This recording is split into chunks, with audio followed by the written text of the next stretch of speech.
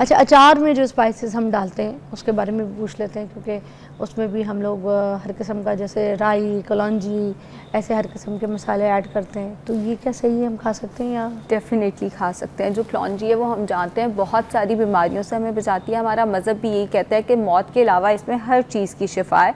लेकिन ये नहीं सोच लेना कि हम अपनी बुरी आदतों के साथ कलौंजी, बहुत ज़्यादा अल्कोहल लेके उसके ऊपर कलौंजी का इस्तेमाल करेंगे।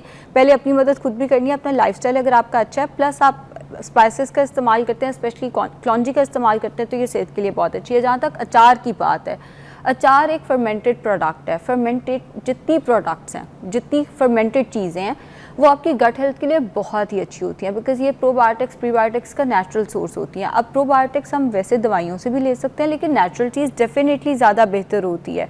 अगर अच्छे तरीके से अचार साफ़ सुथरे हाथों से बना हुआ है तो अचार खाने में कोई हर्ज नहीं है। बस एक चीज़ का ख्याल रखें कि वो जो तेल है उसकी मिकदार ज़रा हमने कम रखनी है। और अगर किसी को डाइजेशन का वैसे मसला है, या किसी को अल्सर का मसला है, या किसी को गैस्ट्राइटिस है, तो उसको अचार का इस्तेमाल ज़रा कम कराना है। जो अचार का तेल होता है ना, वो भी बड़े मज़े का लगता है, क्योंकि उसमें भी स्पाइसेस चले जाते हैं। अगर हरी मिर्चें भी हम उस अचार में ऐसे डालते हैं ना बनाने के लिए, तो उसके तेल में वो हरी मिर्चों का भी जायका हरी मिर्चों के अचार में, मिक्स अचार में आ जाता है। आपको पता है वो तेल भी इतना मज़े का लगता है कि दिल करता है वो तेल भी थोड़ा सा अचार के साथ आए तो फिर हम खाएं। वो काम नहीं करना। अच्छा, क्योंकि पता है क्या, हमारा बेसिकली फिज़ा हमारी ना फिजिकल एक्टिविटी इतनी नहीं होती जितनी हम calories most of the times ले रहे होते हैं। अब फैट की अगर हम बात करें, आप अचार यूजुअली खाने के साथ खाते हैं, उस खाने में ऑलरेडी कहीं ना कहीं कुकिंग हुई हुई है, फैट डला हुआ है। वो जो अचार का ऑयल निकाल के हम खाएंगे वो सेहत के लिए बुरा होगा। वैसे आप ऑयल ज़रूर इस्तेमाल करें, मॉडरेशन में इस्तेमाल करें, अचार में डालें, लेकिन वो निकाल के चमचों से नहीं खाना। बस जितना अचार के टुकड़े के साथ आ गया उतना इस्तेमाल करें, और वो भी हो सके तो टिश्यू पेपर से थोड़ा सा डैप कर दें। जितना ऑयल कम अचार का खाएंगे उतना ज़्यादा बेहतर है, क्योंकि खाने में ऑयल डला हुआ है। हाँ, अगर आपके खाने में ऑयल नहीं डला हुआ, उबला हुआ खाना आप खा रहे हैं, तो उसके साथ आप अचार का थोड़ा सा ऑयल ले लेंगे, फिर कोई मसला नहीं। अच्छा, हमारा पूरा ख़ानदान ना, अल्लाह बख्शे, हमारी अम्मी कहती थी कि जो कलौंजी है उसको खाने का जो सही तरीका है वो सुबह सुबह उठ के तो खा लो। तो हम सारे के सारे ना, मेरी बेटी समेत हमारी सारी बहनें, हम क्या करते हैं, ऐसे ज़बान को ऐसे गीला किया ज़बान से, जो बोतल है उसके अंदर हमने उंगली डाली, उसके अंदर जितनी कलौंजियाँ लग गई ना, वो ऐसे हम निकल जाते हैं। बिल्कुल ठीक है। उसको थोड़ा चबा भी लेंगे, 6, 7, 8 दाने आते हैं, 6, 7, 8 थोड़ा चबा भी लेंगे तो उसकी डाइजेशन और बेहतर हो जाएगी। अच्छा, उसकी एब्जॉर्प्शन और बेहतर हो जाएगी दांतों से थोड़ा सा बाइट करके। हाँ, क्योंकि सीड्स है ना, चबाए बगैर खाएंगे तो वो वैसे स्टूल के साथ निकल सकते हैं। चबा के खाएंगे एब्जॉर्प्शन बेहतर हो जाएगी। क्या इसकी क्या फवाइद क्या होते हैं फिर? एंटी इन्फ्लेमेटरी है, आपकी इम्यूनिटी बूस्ट करती है, बॉडी के अंदर अगर कोई फ्री रेडिकल्स हैं उनको, यानी आप उनको सप्रेस करती है। लेमैन की ज़ुबान में बताऊं तो शुगर से बचा के रखेगी हमें, कैंसर से बचा के रखेगी। आपको याद होगा जब कोविड आया था हम सब कितने पैनिक कर गए थे, इम्यूनिटी बढ़ानी है, इम्यूनिटी बढ़ानी है। कलौंजी आपकी इम्यूनिटी बढ़ाती है। अगेन, अब ये नहीं है ना कि आपने बहुत ज़्यादा उल्टे काम करके तो उसके बाद आपने कलौंजी खा ली। कहने का मकसद यह, बाकी भी अपना लाइफस्टाइल हेल्दी रखें, प्लस कलौंजी का इस्तेमाल करें तो आपकी इम्यूनिटी जो है वो अच्छी रहती है। आप अपनी नींद भी अच्छी करें, थोड़ा फिजिकल एक्टिविटी करें, प्लस ये न्यूट्रास्यूटिकल्स जिसमें हमारे पास कलौंजी आ जाती है, दालचीनी आ जाती है, ज़ीरा आ जाता है, हमारे पास सौंफ आ जाती है, अजवाइन आ जाती है, मेथी आ जाती है, इनका इस्तेमाल करें तो ये आपको ब्लड प्रेशर से, शुगर से, दिल की बीमारियों से, लिवर के प्रॉब्लम से बचा के रखते हैं फिर। अच्छा, अब मुझे बता दें, तेज़पात हो गया, लौंग हो गया, ठीक है, बड़ी इलायची हो गई, फिर काली मिर्च हो गई, और इस तरह के जो और मसाले जाते हैं, छोटी इलायची हो गई, ज़ीरे का तो आपने ऑलरेडी बता दिया, ठीक है।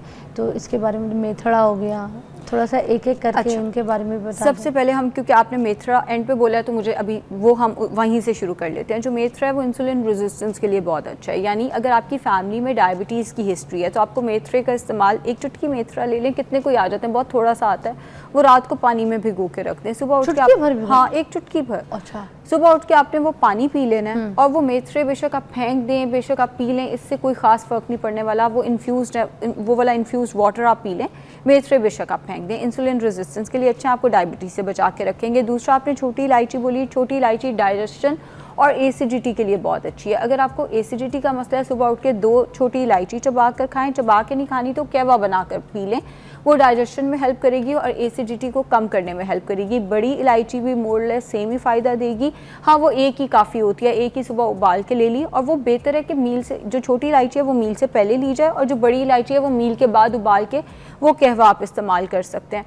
और कौन कौन से, लौंग आपने बताया था, लौंग का मैं आपको बताती चलूँ, वो भी एंटी इन्फ्लेमेटरी है, यानी बॉडी के अंदर जो इन्फ्लेमेशन, शायद आपको एक इंडियन एक्ट्रेस याद हो जिन्होंने कहा था कि मुझे मोटापा कभी भी नहीं था, मुझे इन्फ्लेमेशन थी बॉडी के अंदर, और जब मैंने अपनी इन्फ्लेमेशन ठीक की तो मेरी बॉडी खुद ब खुद शेप में आना शुरू हो गई थी। इन्फ्लेमेशन से ये होता है कि आप थोड़े से ब्लोटेड लगते हो, थोड़ी बॉडी जो है वो हैवी लगती है, आपके वाटर रिटेंशन हुई होती है, पफिनेस हुई होती है। इन्फ्लेमेशन को कम करने के लिए लौंग बहुत अच्छा है, प्लस आपके दांतों की हेल्थ के लिए बहुत अच्छा है। ये नहीं कि आप जितने मर्जी मीठे का ऊपर लौंग चबा लो ठीक हो जाएगा, आपकी जो ओरल हेल्थ है, यानी जो जर्म्स आपके मुंह के अंदर हैं, अगर आप ब्रश सही टाइम पे कर रहे हो, फ्लॉसिंग वगैरह कर रहे हो, प्लस आप लौंग का इस्तेमाल करते हो, तो ये मुंह के अंदर जो बैक्टीरिया और जर्म्स हैं उनको ख़त्म करने में हेल्प करता है, एंड ये भी डाइजेशन में हेल्प करता है, प्लस इनडायरेक्टली वेट लॉस में हेल्प करता है, क्योंकि ये डाइजेशन जब आपकी बेहतर कर रहा है तो ऑब्वियसली आपको वेट लॉस में मदद मिलेगी। जब आपकी डाइजेशन बेहतर होती है तो आपको वेट लॉस में डेफिनेटली हेल्प मिलती है। और कौन कौन सा मसाला था? तेज़पात। तेज़पात, अच्छा, तेज़पात भी आपको इन्फ्लेमेशन में हेल्प करेगा, आपके एंटीऑक्सीडेंट्स का बहुत अच्छा सोर्स है, फ्री रेडिकल्स को सप्रेस करेगा, लिवर की हेल्थ के लिए बहुत अच्छा है, हार्ट हेल्थ के लिए अच्छा है, लेकिन इस्तेमाल का तरीका आपका ये होना चाहिए कि आपने पानी गर्म करके उसके अंदर इसको डाल दिया, आप 1 से 2 इसके पीसेस ले सकते हैं, पानी में डाल के इसको ढक के रख दिया, वो कहवा आपने थोड़ी देर बाद पी लिया। साबुत धनिया। साबुत धनिया, हाँ। अच्छा, साबुत धनिया जो है वो आपके इम्यूनिटी के लिए बहुत अच्छा है, लेकिन ऑटो इम्यून के डिजीज़ेस, जिनको ऑटो इम्यून के डिजीज़ेस है, जैसे एथराइटिस हो गया या थायराइड का मसला हो गया, उनको इसका इस्तेमाल जो है वो थोड़ी सी एहतियात के साथ करना चाहिए। इस्तेमाल का तरीका यही है, साबुत धनिया 1/4 टीस्पून पानी में भिगोया, दिन में 12 से 1 बजे के दरमियान में आपने बस वो पानी पी लेना है। साबुत धनिया बेशक आप फेंक दें, बेशक आप इस्तेमाल करें, कोई इससे फ़र्क नहीं पड़ेगा, प्लस ये डाइजेशन के लिए बहुत अच्छा है धनिया, एंड आपकी इम्यूनिटी बूस्टर है ये बहुत अच्छा। जायफल और जवेत्री।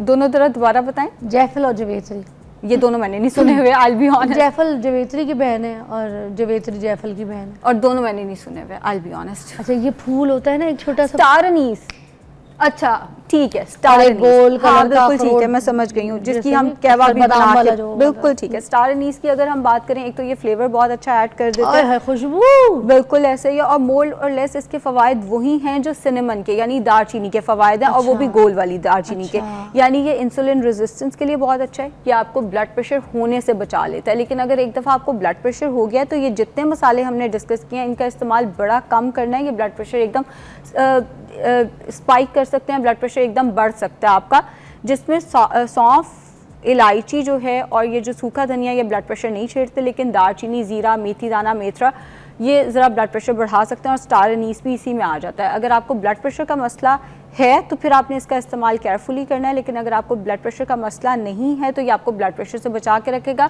इस्तेमाल का तरीका बहुत, मुझे जो मेरा फेवरेट तरीका है ना इसके इस्तेमाल का, वो ये है, पानी गर्म किया, सेब का एक टुकड़ा डाला, उसी पानी के अंदर एक छोटा सा टुकड़ा सेब का डाला, ग्रीन टी का साशे डाला, 2-3 स्टार अनीस डाले और उसको स्टीप करके रख दिया। बड़े मज़े की एप्पल ग्रीन टी बन जाती है और उसके अंदर स्टार अनीस का भी बड़ा अच्छा फ्लेवर आता है, फ्लेवर एप्पल का भी आ रहा है। ओके, बहुत अच्छी बनती है ये। Good, thank you so much Ayesha, बहुत बहुत शुक्रिया इतने स्पाइसेस की नॉलेज देने के लिए। और यही बात है कि हर चीज़ इस्तेमाल करें मगर मकदार में। Take a break.